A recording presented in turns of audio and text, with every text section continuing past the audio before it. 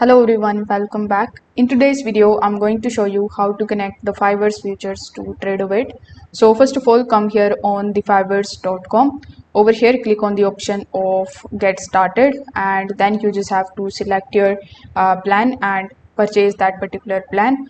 Now when you are inside here the Fivers dashboard, you just have to select your futures account that you have purchased.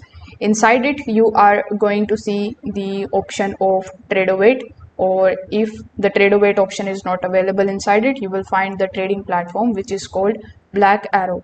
Now from the Fivers account, you can access Black Arrow, log in using those credentials provided for your futures account, and this is where you will get access to your charts, the future markets, the orders and the positions.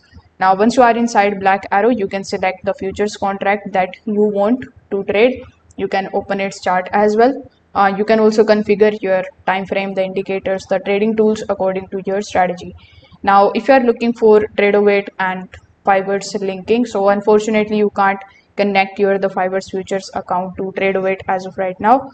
Tradovate isn't currently offered as a platform for the Fivers futures account, so you don't need to look for a Tradovate username and password.